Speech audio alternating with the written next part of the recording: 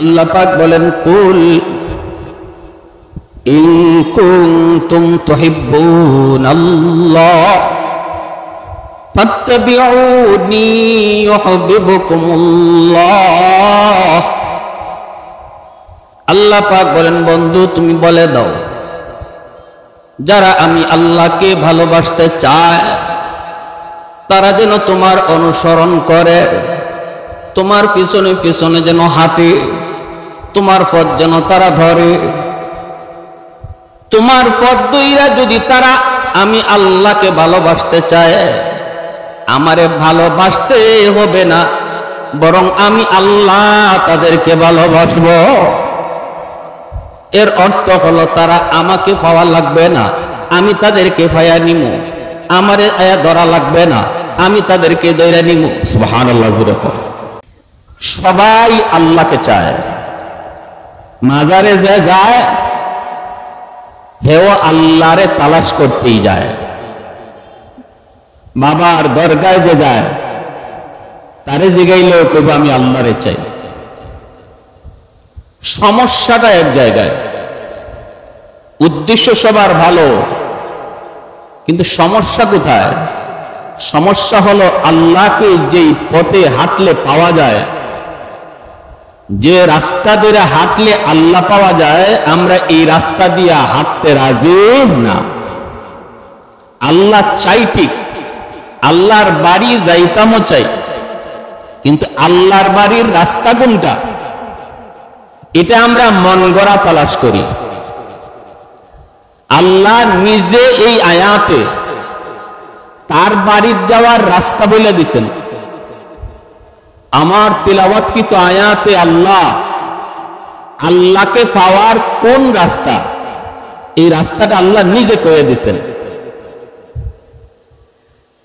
যার বাড়িতে আমি যাব সে যে রাস্তা দিয়ে আমারে যাইতে কইব, আমি এই রাস্তা দিয়ে না হাইটা নিজের মন গড়া যদি হাঁটতে থাকি সারাদিন সারা রাত, তবুও কি তার বাড়ির যাওয়া সম্ভব? যারা বলেন, একদম সহজ কথা বলতেছে, সহজ ভাষায়, যা আমরা সহজে বুঝি। আমি যার বাড়ি যাব সে যে রাস্তা দিয়ে যেতে বলবে আমাকে ও রাস্তা দিয়েই যেতে হবে, তবেই তার বাড়ি পাবো। আমরা আল্লাহর বাড়ি যেতে চাই, আল্লাহকে পেতে চাই, আল্লাহকে ভালোবাসতে চাই, সব ঠিক, কিন্তু আল্লাহ আমাদেরকে যেই রাস্তা দিয়ে যাইতে বলেন আমরা এই রাস্তা দিয়ে আল্লাহর বাড়ি যাইতে রাজি না। আমরা যার যার মতে মতে আটতেছি আর আল্লাহরে খুঁজতেছি, ঠিক না?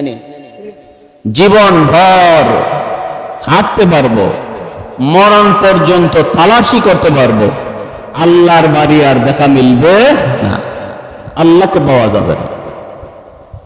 আল্লাহ আমার তিলাওয়াতকৃত আয়াতের পরিষ্কার তার হাবিবকে ঘোষণা দিয়েছেন, বন্ধু কুল আপনি বলে দিন, ইন কুনতুম তুহিব্বুনাল্লাহ ফাত্তাবিউনি ইউহিব্বুকুমুল্লাহ।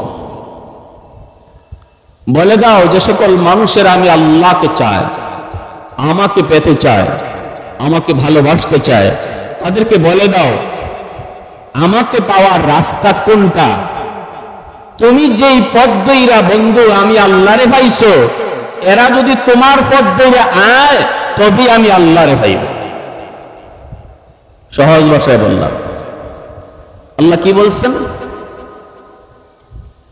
আমার আপনার নবী যেই রাস্তা দিয়া আইত্যা আল্লাহ পাইছই, আল্লাহ কোন বন্ধু তুমি কয়া দাও তোমার উম্মত রে, এরাও যদি তোমার পিছে পিছে আয়, তোমার পথ ধইরেই যদি আমি আল্লাহরে তালাশ করে, তবেই তারা আমাকে পাবে। তাহলে বোঝা গেল নবীর পিছনে পিছনে হাঁটা ছাড়া, আমার আপনার নবীর পিছে পিছে হাঁটা ছাড়া, নবীর পথ ধইরা যাওয়া ছাড়া আল্লাহকে কখনো পাওয়া যায় না। তালাশ করতে পারবো, বাট আল্লাহর দেখা মিলবে না। এই কথাটি আল্লাহ এই আয়াতে পরিষ্কার ভাষায় ব্যক্ত করেছেন আর বলছেন, বন্ধু বইলা দিও ওরা তোমার পথ ধইয়া হাঁটতে দেয়া যখন নিয়ত কইরা সহি পথ ধরব, সহি নিয়ত লইব, আমারে পাওয়া এটা সহি নিয়ত, তোমার পথ ধরা এটা সহি তরিকা। এই সহি নিয়ত আর সহি তরিকা দইরা যখন আমারে পাইতে আইব, আমারে ধরতে আইব, আমার বাড়ি আইতে যাইব, তখন আমি আল্লাহ খুশি হইয়া তারে আমার বাড়ি পর্যন্ত আওয়াজ লাগতো না, আমি গিয়া তারে আগাইয়া আমার কুলে তুলে নেব। এই কথাটা কিভাবে আসলো? তাফসীরের কিতাবে মুফাসসিরিন কেরাম সুন্দর করে এই কথাটার ব্যাখ্যা দিয়েছেন, কিভাবে আল্লাহ কি বলতেছেন একটু মন দিয়ে শোনেন। বাচ্চাগুলো এখানে যা মাঝখান দিয়ে যারা হাঁটে, ভলেন্টিয়ার যারা আছে তাদেরকে একটু মাঝখান দিয়ে এইভাবে হাঁটা চলা করার সুযোগ দিও না।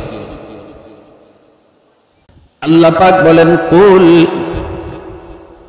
ইন কুনতুম তুহিব্বুনাল্লাহ ফাত্তাবিউনি ইউহিব্বুকুমুল্লাহ। আল্লাহ পাক বলেন, বন্ধু তুমি বলে দাও, যারা আমি আল্লাহকে ভালোবাসতে চায় তারা যেন তোমার অনুসরণ করে, তোমার পিছনে পিছনে যেন হাঁটে, তোমার পথ যেন তারা ধরে। তোমার পথ ধইরা যদি তারা আমি আল্লাহকে ভালোবাসতে চায়, আমারে ভালোবাসতে হবে না, বরং আমি আল্লাহ তাদেরকে ভালোবাসবো। এর অর্থ হলো তারা আমাকে পাওয়া লাগবে না, আমি তাদেরকে পাইয়া নিমু, আমারে আয়া ধরা লাগবে না, আমি তাদেরকে ধইরা নিমু। সুবহানাল্লাহ। প্রসঙ্গ চলছে এই জায়গায় ভালোবাসার, প্রসঙ্গ চলছে ভালোবাসার। কথাটা ছিল এমন, আল্লাহ বলতেছেন, বন্ধু তুমি বলো, তারা যদি আমি আল্লাহকে ভালোবাসতে চায় তাহলে তারা যেন তোমার অনুসরণ করে, তবেই আমাকে ভালোবাসা হয়ে যাবে, আমাকে ভালোবাসতে পারবে। কিন্তু আল্লাহ এই কথাটা এইভাবে বললেন না, আল্লাহ কথাটা ঘুরায় বললেন। প্রসঙ্গ ছিল তারা যদি ভালোবাসতে চায়, এভাবে চললে তারা তাদের ভালোবাসা হবে, কিন্তু না, আল্লাহ কথা ঘুরাই লিছেন। আল্লাহ কয়, তারা যদি আমাকে ভালোবাসতে চায় আর তোমার পিছনে পিছনে আয়, তখন আমারে ভালোবাসতে হবে না, বরং আমি তাদেরকে ভালোবেসে তুলে নিব। তাফসীরের কিতাবে মুফাসসিরিন কেরাম লিখেন, কারণ হলো নবীর পিছনে পিছনে হাঁটা, আল্লাহ নবীর অনুসরণ অনুকরণ। খাইতে বসলে আমার নবীর তরিকায়, ঘুমাইতে গেলে আমার নবীর তরিকায়, মেম্বারি করতে গেলেও নবীর তরিকায়, চেয়ারম্যানি করতে গেলেও নবীর তরিকায়, রাষ্ট্র পরিচালনা করতে গেলেও নবীর তরিকায়, ব্যবসা করতে গেলেও নবীর তরিকায়। হার লাইনে যখন একজন মানুষ বন্ধু তোমার তরিকাটাই ফলো করবে, তাকে জানা দিও সে আমাকে পাওন লাগতো না, আমি তারে ফায়া নিমু। সুবহানাল্লাহ। আমাকে পাওন লাগতো না, আমি তারে তুইলা নিব। এর অর্থ হলো আল্লাহ বুঝাইতে চান রাস্তাটা অনেক বড় কঠিন, আমার বন্ধুর পিছনে পিছনে আসাটা এত সহজ নয়। হাঁটতে গেলে তুমি জায়গায় জায়গায় পড়ে যাবা, আমার বন্ধুর পিছনে পিছনে তুমি হাঁটার নিয়ত করে শুরু করেছো, কিন্তু বান্দা মাঝে মাঝে তুমি হুচুটকে পড়ে যাবা, আমার বন্ধুর অবিকল নমুনা তোমার হবে না, ইত্তেবা তুমি পুরাপুরি পারবা না, নিয়ত তোমার পুরাপুরি করার। এরপর কোনো জায়গায় তোমার কোনো কিছু ঘাটতি হয়ে যাবে, ফিসলা খাই নিবায়, হুসট খাই নিবায়, যখন হুসট খাইবা তখন আমি যাই তোমারে দৌড়ে লাইমু। সুবহানাল্লাহ। কেমনে? ছোট শিশু যখন হাঁটা শিখে, ছোট ছোট বাচ্চারা যখন হাঁটা শিখে, বাবা যখন বাচ্চারে হাঁটা শিখায়, মা যখন ছোট্ট শিশুটারে হাঁটা শিখায়, ওই জায়গা থেকে শিশুটারে ডাক দেয়া কয়, মা ডাক দেয়া কয়, বাবা এই যে আসো, এই যে আম্মু, এই যে আম্মু, এই যে আব্বু, এই যে আব্বু, এই বইলা শিশুটারে মা হাঁটা শিখায়, বাবা শিশুটারে হাঁটা শিখায়। মা ভালো করে জানে বাচ্চাটা এই পর্যন্ত আসতে পারবে না, বাবা ভালো করে জানে এই পর্যন্ত আসতে পারবে না, মাত্র হাঁটা শিখেছে, 2 কদম 3 কদম দিয়ে বাচ্চাটা হয়তো পড়ে যাবে। মা ওভার শিওর থাকে, বাবা ওভার শিওর থাকে, সতর্ক থাকে, বাচ্চারে পড়তে দেয় না। যখনই বাচ্চাটা 1 কদম 2 কদম আগায়, মা তখন দৌড় দিয়া সামনে যায়, বাবাও তখন দৌড় দিয়া সামনে যায়। বাচ্চাটা পড়ে যাইতে চায় কিন্তু পড়তে দেয় না। ফাঁস করে বাচ্চাটারে কুলে উঠায় কয়, এই যে তুমি আম্মুরে ধরে ফেলেছো, এই যে তুমি আব্বুরে ধরে ফেলেছো। না না, এই জায়গায় বাচ্চায় ধরে নাই, ধরছে দেয়া মায়, ধরছে দেয়া বাবায়। কিন্তু বাচ্চারে বুঝ দিয়া কয়, এই যে তুমি আব্বুরে ধরছো, এই যে তুমি আম্মুরে ধরছো। সাহস যুগায়, সাহস যুগায়। ঠিক তেমনি আল্লাহ কয়, বান্দা আমার রসুলের পিছনে পিছনে হাঁটতে যায়, যখন তুমি কোথাও কোথাও হুচট খেয়ে পড়ে যাবা, আমি আল্লাহ তখন কুদরতি কুলে তোমারে উঠায় কইমু, বান্দা এই যে তুমি আমারে ধরে ফেলছো, মূলত তুমি ধরো নাই, আমি তোমারে যায় ধরছি। কুল ইন কুনতুম তুহিব্বুনাল্লাহ ফাত্তাবিউনি ইউহিব্বুকুমুল্লাহ। ইউহিব্বুকুমুল্লাহ কইয়া আল্লাহ প্রসঙ্গ ঘুরাই নিছেন। ভাইরা বন্ধুরা, আরেকটা জিনিস হলো, এরপরে আল্লাহ পাক বলেন, ওয়া ইয়াগফির লাকুম যুনুবাকুম ওয়াল্লাহু গফুরুর রহিম। আল্লাহু আকবার। জোরে কোন আল্লাহ কই, বান্দা যখন তুমি আমার বন্ধুর পিছনে পিছনে হাঁটতে আইয়া আমি আল্লাহর বাড়ি পর্যন্ত পৌঁছতে যায়া তুমি হুচট খায়া পড়বা, কখনো কখনো ফইরা তোমার পায়ে একটু ব্যথা লাগবে, কখনো কখনো ফইরা তোমার গায়ে একটু ধুলাবালি লাগবে। বাচ্চা যখন মার কাছে আসতে চায়, কখনো কখনো ফইরা যায়, ফললে মা টান দিয়া বুকে তুলে, তুলবার সময় কিন্তু কাপড়টার একটা জারা দিয়া লয়, ঠিক না? নিয়ে বাচ্চাটার গায়ে ধুলা লাগছে, মা কিন্তু ঝাড়া দিয়া ধুলাটারে সরাইছে। আল্লাহ কয়, বান্দা আমার বন্ধুর পিছনে পিছনে তুমি হাঁটার চেষ্টা করেছো, আর মাঝে মাঝে তুমি হোঁচটকে পড়ে গেছো। এর অর্থ হলো মাঝে মাঝে তোমার গায়ে কিছু গুনাহ লাগছে, মাঝে মাঝে তোমার শরীরে কিছু গুনাহ আর আচরে লেগেছে। ধুলাবালি লাগছে মানে গুনার কিছু আচরে লেগেছে। কিন্তু আমার বন্ধুর পিছনে পিছনে নিয়ত কইরান হাঁটার কারণে আমি আল্লাহ তোমাকে আমার কুলে তুলব। তোলার আগে তোমার গায়ের যে গুনার ধুলাবালিগুলি, ওয়া ইয়াগফির লাকুম যুনুবাকুম, তোমার ধুলাবালিগুলিও আমি ঝাইরা পরিষ্কার করে দিব। মা যেমন সন্তানকে কোলে তোলার আগে ঝাড়া দিয়া শরীরের ধুলাবালিগুলি পরিষ্কার করে কোলে উঠায়, আল্লাহ রাব্বুল আলামিন কয়, বান্দা তোমাকেও আমার কুদরতি কোলে তুলব। তোলার আগে তোমার গায়ে যে কিছু গুনার ধুলাবালি লাগছে, এটাও আমি পরিষ্কার করে দিব। আল্লাহু গফুরুর রহিম। আমি আল্লাহ শুধু গুনাহ ক্ষমা করি তা না, আমি দয়া আর মায়ার সাথে গুনাহ ক্ষমা করি। আমি বান্দা তোমার গুনাহ মাফ করি রাগান্বিত হইয়া না, আমি তোমার গুনাহ মাফ করি গুসা হইয়া না, আমি তোমার গুনাহটাও মাফ করি অন্তরে দয়া লইয়া। সুবহানাল্লাহ। আরেকটু জোরে কও না সুবহানাল্লাহ।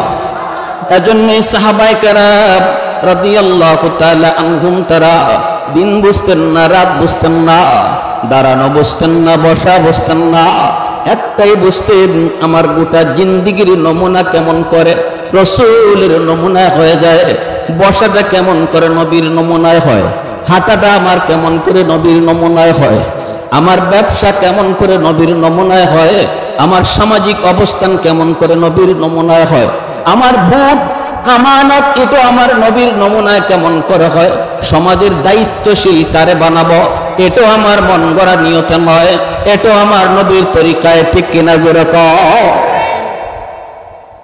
একটাই সমস্যা, সমস্যা একটাই, ভালো করে বুঝি কিন্তু আমি আজকে চলতেছি আমার মর্জি মতো, আল্লাহরে চাই রাসূলকেও চাই, কিন্তু কোন পথে হাঁটলে আল্লাহ পাওয়া যায় এই পথে না, আমি আমার মর্জি মতো ঘর চালাই, আমি আমার মর্জি মতো দোকানদারি করি, আমি আমার মর্জি মতো মেম্বারি করি, আমি আমার মর্জি মতো চেয়ারম্যানি করি, আমি আমার মর্জি মতো এমপিগিরি করি, আমি আমার মর্জি মতো দুনিয়াদারি করি।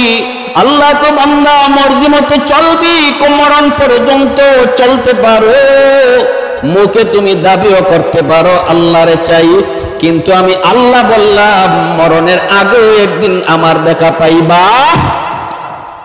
সাহাবায়ে কেরাম রাদিয়াল্লাহু তাআলা আনহুম আল্লাহর নবীর অনুকরণ করছেন। আল্লাহ তাদেরকে দামি বানায়া দিয়েছেন। খাইতে বসলেও তারা নবীর অনুসরণ করেছেন। আব্দুল্লাহ ইবনে উমর রাদিয়াল্লাহু তাআলা আনহু নবীজির বহুত বড় একজন সাহাবী, সঙ্গী সাথী তাদেরকে নিয়ে সফরে বের হয়েছেন। মরুভূমির একটা প্রান্ত, ওই জায়গায় যাবার পর তিনি বলতেছেন কাফেলা থামো। কাফেলা থামায়া তিনি উটের পিঠ থেকে নামলেন। কিছু দূরে যায় তিনি হাজত সারলেন, কিন্তু সাথী সঙ্গীরা বুঝলেন তিনি হাজত সারেন নাই। হাজত সারার মতো তিনি বইছেন, এরপরে ওইটা চলে আসছেন। আইসা আবার বলতেছেন কাফেলা চলো।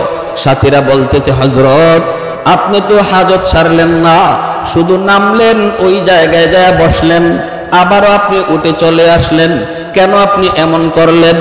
আব্দুল্লাহ ইবনে ওমর রাদিয়াল্লাহু তাআলা আনহু নবীজির সাহাবী, তিনি তখন চোখের পানিটা ছাইরা কয় সাথীরা রে, এই জায়গায় আসা মাত্রই আমার স্মৃতি চারণ হয়েছে, আমার মনে পড়ে গেছে একদিন আমি দয়ার নবী মায়ার নবীর সাথে এই জায়গা দিয়ে কোথাও যাইতেছিলাম। এখানে আসা মাত্রই নবীজি বলেছিলেন আব্দুল্লাহ একটু থামো, আমার হাজতের প্রয়োজন হয়েছে। নবীজি ওই জায়গায় যায় তিনি বসছেন, বইসা তিনি হাজত সারছেন। এরপরে আবার আমরা রওনা দিয়েছি। আমার মনে পড়েছে এই জায়গায় আসা মাত্রই জায়গাটা দেখে আমি চিনে ফেলেছি, ওই সেই জায়গা যেখানে আমার প্রিয় নবী বসে বসে তিনি হাজত সারছেন। আমি আমার মন বেঁচে গাইলাম আব্দুল্লাহ একটু বল বল, তুই কি এখানে হাজত সারবি? যদি সারতে পারো তাহলে আমার নবীর নমুনায় হয়। আল্লাহু আকবার জোরে কও। যদি নবীর নমুনায় হাজত সারতে পারো, এই কাজটা অন্তত নবীর নমুনায় হয়। কিন্তু আমার মন কয়, আমার দেহ কয় না রে আব্দুল্লাহ, এই মুহূর্তে তো তোমার হাজত সারার কোনো চাপ নাই, তাহলে তুমি কি করবা? তখনই আমার মন আমারে ডাক দিয়ে কয় আব্দুল্লাহ রে, হাজত যদিও তুমি সারতে পারবা না, কিন্তু তোমার প্রিয় নবী এই জায়গায় আসার পর যেইভাবে উটের পিঠ থেকে নামলেন, আবার ওই জায়গাটাতে যেইভাবে বসলেন, আবার যেমন করে উটের পিঠে উঠলেন, এতটুকু কাম তো তুমি নবীর নমুনায় করতে পারো। والليل में जुल्फ़े मोहम्मद के तरन्नुम, والليل में जुल्फ़े मोहम्मद के तरन्नुम, والशम्स बिरुख़सारे अहमद के तरन्नुम, والफजर में सुबह रिसालत की बशारत, والعصر में दौर नबूवत की बशारत, हर फूल में रूय मदीना का तबस्सुम, शाखों की लचक में बेक़दा का तकल्लुम, यासीन से मौला ने कभी उनको पुकारा, यासीन से मौला ने कभी उनको पुकारा, हामीम कभी और कभी तासीन इशारा, ये रमज़ कुछ आशिक़ माशूक़ के माबैन, समझाए जिन्हें खल्क़ में अक्सर वर कौनैन। मोहब्बतेर साथे बोली अल्लाहु अकबर, আরো জোরে বলি আল্লাহু আকবার। ভাইরা বন্ধুরা, এবার তাহলে বলুন, সাহাবায়ে কেরাম এইভাবে নবীর অনুকরণ কইরা তারা লসে ছিলেন না লাভ করছেন? আওয়াজ দিয়ে এখন লস না লাভ? আরো জোরে লস না লাভ? বর্তমানে তামাম দুনিয়া জুড়ে মুসলমানের বিপর্যয়, মুসলমানের লস, একমাত্র কারণ নবীর তরিকা ছেড়ে দিছি। নবীজির নমুনা নাই। আজকে আমার ব্যক্তি জীবনে নবীর অনুসরণ নাই, আজ আমার সমাজ জীবনে নবীর অনুসরণ নাই, রাষ্ট্রীয় জীবনে আমার নবীর অনুসরণ নাই। সব কিছু নিজের মর্জি মতো, ঠিক কি রাখো, সব কিছু নিজের মর্জি মতো, যার কারণে তাম বিশ্ব জুড়ে মুসলমানের বিপর্যয়। যেই জমানার মুসলমানের নাম শুনলে পরে বেদিন বেঈমানের অন্তর আত্মা কেঁপে উঠত, সেই জমানা ছিল নবীর রঙে রঙিন, সেই জমানা ছিল মদিনাওয়ালার রঙে রঙিন। আজ আমরা ইহুদি নাসারাদের রঙে রঙিন। মুসলমান আজকে ইহুদিদের রং ধরেছে, মুসলমান আজকে খ্রিস্টানের কালচার ধরেছে। মুসলমানের পোশাক আশাক বলি, মুসলমানের চেহারার নমুনা বলি, মুসলমানের ব্যবসার ধরন বলি, মুসলমানের রাজনৈতিক ধরন বলি, সব কিছু ইহুদিদের থেকে আমদানি, খ্রিস্টানদের থেকে আমদানি, যার কারণে আজকে আমাদের বিপর্যয়। আওয়াজ দেখো ঠিক কিনা? এই মুক্তির পথ সব রং ছেড়ে দাও, মদিনাওয়ালার রং ধরো। আজও ইহুদিরা তোমাদের নাম শুনলে কাঁপবে, আজও মুসলমান নাম শুনলে বেঈমানরা ভয় পাবে। আফগানিস্তানে তালেবান, অস্ত্র নাই কিছুই, এরপরও আজকে তালেবানের নাম শুনলে সুপার পাওয়াররা কাঁপে। আওয়াজ আসতে কেন জোরে বলো? বড় বড় সুপার পাওয়াররা কাঁপে, কারণ হলো একটাই তাদের মিশন। আমাদের সাথে কে আছে এটা আমাদের দেখার বিষয় না। আমেরিকা আমার পাশে আসেনি না নাই, ভারত আমার পাশে আসেনি না নাই, চীন আমার পাশে আসেনি না নাই, কেউ আমার পাশে প্রয়োজন নাই। চীন আমার বন্ধু নয়, ভারত আমার বন্ধু নয়, আমেরিকা বন্ধু নয়। মুসলমানের বন্ধু হলো আল্লাহ, মুসলমানের বন্ধু হলো তাদের নবী। একটাই তোমার টার্গেট হবে, একটাই তোমার মিশন হবে, আমি আমার আল্লাহকে আমার সাথে রাখতে পারলাম কিনা। যদি তুমি খুঁজে দেখো তোমার সাথে তোমার আল্লাহ আছে, লাগবে না আর কাউকে। বেদিন বেঈমান যদি কোটি কোটিও হয়, মুসলমান যদি একজন হয়, তবু বিজয় মুসলমানের হবে। দেখা দিছে তো, সব বড় বড় সুপার পাওয়ার রামায়ের খেয়ে গেছে তো, ঠিক কিনা জোরে কোন?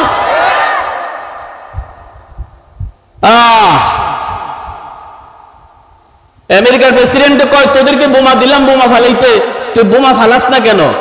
বিমান বাহিনী কয় বোমা তো ফালাই, কিন্তু বিমান থেকে বোমা যখন আফগানে ফালাই, তখন আমরা ছায়া দেখি আকাশের মাঝে একটা শূন্য, একটা হাত বাইরে, হাত বাইরিয়া বোমাগুলি হাত দিয়ে লুফে মাটির করতে দেয় না, ওই বোমাটারে হাত দিয়ে আবার সাগরে নিক্ষেপ করে। আমেরিকার প্রেসিডেন্ট তখনই কইছিল তাড়াতাড়ি ব্যাক কর, এই জমিনে যুদ্ধ করে আমরা পারবো না। যেই জমিনে কার সাথে যুদ্ধ করি এটাই বুঝি না, ওই জমিনে যুদ্ধ করে জয় লাভ করা যাবে না। মুসলমান এখনো চিনো কারের সাথে রাখতে হবে। আজ আমাদের একটাই ভুল, কারের সাথে রাখবো এটা ভুলে গেছি। আমরা আমেরিকারে ডাকি, আমরা কেউ ভারতরে ডাকি, আমরা কেউ রাশিয়ারে ডাকি। এরপর আরে দেখো ভারত সাথে আসেনি, আরেকজন আরে দেখো রাশিয়া লগে আসেনি, আরেকজন সে আমেরিকা লগে আসেনি। আল্লাহ নারাজ হয়ে বসা, আল্লাহ অত্যন্ত নারাজ হয়ে বসা। বান্দা তোর তো এটা কথা ছিল না, তোর কথা ছিল দেখো আমার আল্লাহ সাথে আছে কিনা। ভুলে গেছি আমরা, আসল কথাটাই ভুলে গেছি, আসল কথাটাই ভুলে গেছি, যার কারণে আজকে আল্লাহ আমাদের উপরে নারাজ, আজকে আল্লাহ আমাদের উপরে নারাজ। চারদিকে মুসলমানের হাহাকার, চিৎকার, কান্নার রোল, কই আল্লাহর সাহায্য আসে না। আমরা তো নারাজ করে ফেলছি, নারাজ করে ফেলছি। দুই বন্ধু অসুবিধা হইতেছে আপনাদের, বন্ধু দুইজন, একজন খুব অসুস্থ, ঘনিষ্ঠ বন্ধু একজন আরেকজনের ছাড়া কোথাও যায় না এমন। ওই বন্ধু অসুস্থ, আরেক বন্ধু সুস্থ। এলাকায় ওয়াজ মাহফিল, একজন ভালো আলোচক আসতেছেন, যে বন্ধুটা অসুস্থ সে তার বন্ধুকে বলতেছে, দোস্ত আজকের মাহফিলটা যাওয়ার খুব ইচ্ছা ছিল, দোস্ত রে হুজুরের বয়ানটা আমার খুব শুনবার ইচ্ছা, কিন্তু পারলাম না বিছানায়। দোস্ত এক কাজ কর, তুই মাহফিলটাতে যা, আমি তোর রিক্সা ভাড়া দিয়া দিই, আওয়া যাওয়ার ভাড়া, আর মোবাইলে কিছু এমবি ঢুকাইবে, আমি এমবির টাকাও দিলাম, আর আওয়া যাওয়ার পথে কিছু বুট মুড়ি খাইস, এটাও কিছু অতিরিক্ত টাকা দিলাম, দিয়া সব পুঞ্জি ফাট্টা বন্ধু দিয়া তারে ওয়াজে ফাটাইছে ওয়াজটার রেকর্ড করার জন্য। ঠিক না নি? সে বলছে ঠিক আছে দোস্ত, অসুবিধা নেই।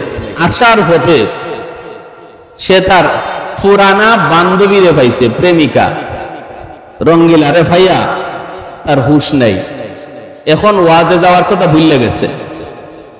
প্রেমিকা দেখেই যখন চোখ টিপা দিছে, হে রিক্সা থেকে নামিয়া বুট মুড়ি খাওয়ানি শুরু করছে।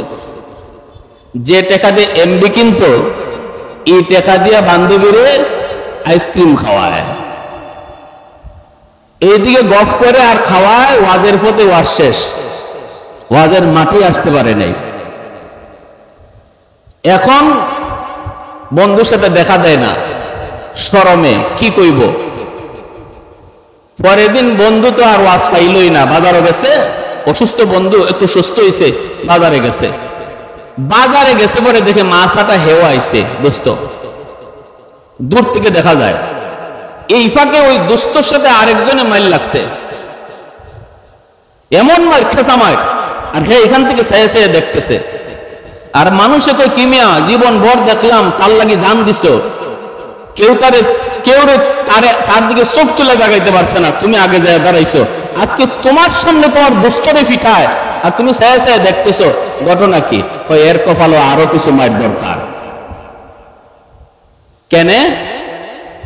দোস্ত অনেক কষ্ট পাইছে, পুঞ্জি দিলাম আমি তোরে, আমার পুঞ্জি তুই রঙ্গিলার তেলে ব্যয় করলে, আমার কাম করলি না। আরে আমার ডিউটিটা যদি পালন করতে, ওয়াজটা যদি রেকর্ড করতে, আর আওয়ার পথে যাওয়ার পথে তুই তোর প্রেমিকারে একগাল কথা কই আইতি অথবা একটা আইসক্রিম খাওয়াই আইতি, আমি হয়তো তোর জিগাইতামই না যে আওয়ার পথে কোন দিকে চাইছো, কারি কিতা খাওয়াইছো। কারণ আমি ফাটাইছিলাম ওয়াজ রেকর্ড করার লাগে, এই উদ্দেশ্য যদি আমি ফাইল নিতাম, আমারটা যদি আমি ফাইল নিতাম, তোর হয়তো আসা যাওয়ার পথের কিছু ত্রুটি বিচ্যুতি আমি তোর জিগাইতামই না। কিন্তু তুই তো আসলটাই ভুলে গেলি, যে উদ্দেশ্য তোরে পাঠাইছিলাম। অতএব তুই তোর পথে থাক, আমি আমার পথে, আর তোর সাথে বন্ধুত্ব নাই। ঠিক তেমনি আল্লাহ রাব্বুল আলামিন কয়, বান্দা দুনিয়া ফাটাইছে আমি আল্লাহ তোরে পুঞ্জি দিয়া, পুঞ্জি দেওয়া আমার। এই সুস্থ দুটা হাত, এটা আমার পুঞ্জি। সুস্থ দুটা পা, এটা আমার দেওয়া পুঞ্জি। সুস্থ একটা বিবেক, এটা আমার দেওয়া পুঞ্জি। সব পুঞ্জি দিয়ে আমি তোরে দুনিয়া ফাটাইছি। একটা কাজ, আমার ডিউটি পালন করবি, আমি আল্লাহর সঠিক রাস্তা দিয়ে হাঁটতে তালাশ করবি। কিন্তু না, তুই আসল কথাই ভুলে গেলি, যে উদ্দেশ্য তোরে পাঠাইছি এটাই ভুলে গেলি। তুই তোর প্রেমিকা পাইয়া, তুই তোর আমেরিকা পাইয়া, তুই তোর লন্ডন পাইয়া, তুই তোর রাশিয়া পাইয়া, তুই তোর ভারত পাইয়া, আমার কথাটাই তুই ভুলে গেলি। অতএব যা, আজ থেকে তোর সাথে আমার বন্ধুত্ব নাই, তুই তোর পথে থাক, আমি আমার পথে। এজন্যই আল্লাহ আমাদের বন্ধু হওয়া সত্ত্বেও আমাদেরকে আজকে দুশ্মন মারে, আল্লাহ ফেরেশতা দেখে, এরপর আল্লাহ সাহায্য করে না। কারণ আল্লাহর কুদরতি কলিজায় আমরা কঠিন থেকে কঠিন ব্যথা দিয়ে ফেলছি। আল্লাহু ওয়ালিয়্যুল্লাযীনা আমানু, আল্লাহ পরিষ্কার বলছেন ইমানদারের বন্ধু আমি। বন্ধু যদি আল্লাহ হয়, বন্ধুরে মারে, বন্ধু ছায়া দেখে কেমন করে? একমাত্র কারণ এটাই, একমাত্র কারণ এটাই, আল্লাহর কুদরতি কলিজায় আমরা ব্যথা দিয়ে ফেলছি। অতএব আল্লাহর খুশি করা ছাড়া আমাদের মুক্তির কোনো পথ, আওয়াজ দিয়া বলেন, আমেরিকা, লন্ডন, রাশিয়া, চীন সব লইয়া মুক্তি পাওয়া সম্ভব না যদি আল্লাহর খুশি করতে না পারি।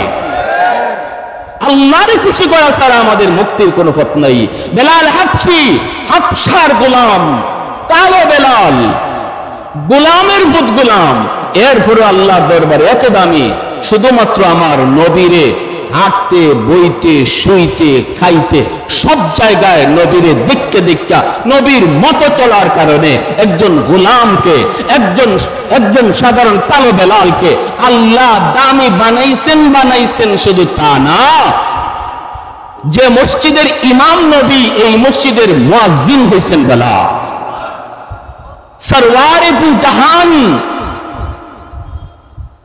আল্লাহ বুঝত, কিন্তু তার পিএস বেলাল হাবশি। আবু বকর সিদ্দিক, হযরত ওমর ফারুক রাদিয়াল্লাহু তাআলা আনহুমার মতো সাহাবীরও আমার নবীর সাথে দেখা করার আগে বেলালের পারমিশন নিতে হতো। আওয়াজ দিয়ে কোন সুবহানাল্লাহ, আওয়াজ দিয়ে কোন সুবহানাল্লাহ। বেলালের পারমিশন নিতে হতো। হযরত ওমর বলছেন, আমি ওমর তো এমন ছিলাম,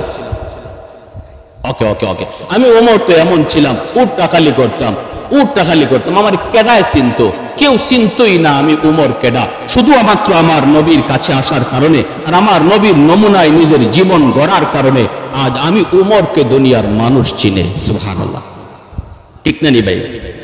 বেলাল হাবশী রাদিয়াল্লাহু তাআলা আনহু আল্লাহর দরবারে কত দাম। রমজান মাস, মায়ের নবী, দয়ার নবী, তিনি সেহরি খাইতে বসছেন। সেহরি টাইম শেষ, বেলাল আজান দিয়ে ফেলবেন গো।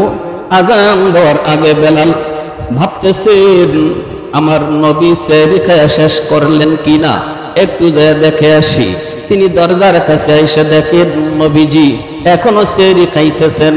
সেহরি খাওয়ার নবীর শেষ হয় নাই, অথচ বেলালের ধারণা মতে সেহরি টাইম শেষ, মুয়াজ্জিন সাহেব ফজরে আজান দিয়ে দিবে, কিন্তু নবী এখনো খানা খায়। বেলাল দরজার সামনে থেকে আওয়াজ দিয়া কয় নবী গো সেহরি টাইম শেষ। আল্লাহর নবী কয় ঠিক আছে বেলাল যাও, শুনছি। বেলাল চলে আসলেন। কিছুক্ষণ পরে বেলাল আজান দিয়া দিবেন ফজরের। এর আগে তিনি ভাবতেছেন আবার যায় দেখে আসি মায়ের নবী তিনি খানা খাওয়া শেষ করলেন কিনা। দরজার সামনে এসে দেখেন সরওয়ারে দু জাহান এখনো তিনি সেহরি খাইতেছে। নবীজির পাশে একজন মানুষ, অপরিচিত একজন মানুষ আমার নবীর পাশে বসা। বেলাল আইসা ডাক দেয়া কয় নবী গো, ওগো নবীজি সেহরি টাইম শেষ। নবীজি তখন মুচকি হাসি দেয়া কয় ঠিক আছে বেলাল শুনছি যাও। বেলাল আবারও চলে আসলেন, আইসা আবার আজান দিয়া দিবেন। একদম গাড়ি মুখ লাগিয়ে গেছি গা, মনে হয় বেলালের ধারণা মতে সেহরির টাইম ওভার হয়ে চলছে। আজান দেওয়ার আগে নবী কোন অবস্থায় আছেন। আবার বেলাল দেখতে গেলেন, যে দেখেন এখনো নবী খানা খাইতেছেন। সুবহানাল্লাহ, জোরে কও। এইবার হযরতে বেলাল চিন্তায় পড়ে গেলেন, ঘটনা কি? নবী আমারে শুধুমাত্র কোন ঠিক আছে বেলাল যাও শুনছি, কিন্তু খানা তো নবী বন্ধ করেন না, অথচ সেহরি টাইম ওভার হয়ে চলছে। বেলাল দরজার সামন থেকে আওয়াজ দেয়া কয় নবী গো খুদার কসম সেহরি টাইম শেষ। যেই মাত্র বেলাল কয় খুদার কসম সেহরি টাইম শেষ, সাথে সাথে নবীজি কয় আমার বেলাল কসম খেয়ে ফেলছে। মুখে যা ছিল নবী সাথে সাথে তা ফালাইয়া দিছেন, পেটে আর কিছু দেন নাই, পানিটা পর্যন্ত নবীজি আর খান নাই। সোজা চলে আসলেন মদিনার মসজিদে। ফজরের নামাজ পড়ায় নবীজি মিম্বরে বসলেন। সাহাবায়ে কেরামকে ডাক দিলেন। নবী বলতেছেন সাহাবীরা রে আসো, সামনে আসো। আমার বেলালের ইজ্জত আমার আল্লাহর কাছে কি পরিমাণ, আমার বেলালের সম্মান আল্লাহর দরবারে কি পরিমাণ, একটু শুনে যাও। সাহাবায়ে কেরাম গুল হয়ে নবীর কাছে বসছেন। নবী বলতেছেন বেলাল প্রথমবার তুমি যা যখন কইছো নবী গো সেহরির টাইম শেষ, তখনও জিব্রাইল আমার পাশে বসা।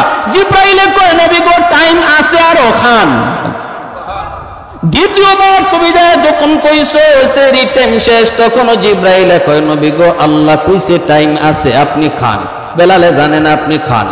তৃতীয়বার যখন তুমি যা কইছো সেহরির টাইম শেষ, তখনও জিব্রাইল কয় নবী গো আরো কিছু টাইম ছিল, কিন্তু আপনার বেলাল কসম করার কারণে আল্লাহ পাক বেলালের কসমের ইজ্জত রক্ষার্থে টাইম অফ করে দিছে। বেলালের ইজ্জত আর সম্মানে আল্লাহ কসম রক্ষার্থে টাইম আল্লাহ অফ করে দিছে। এতটাই ইজ্জত সম্মান বেলালের। আল্লাহ আমাদের সবাইকে যা কিছু বললাম শুনলাম সবকিছু আমল করার তৌফিক আল্লাহ দান করুন।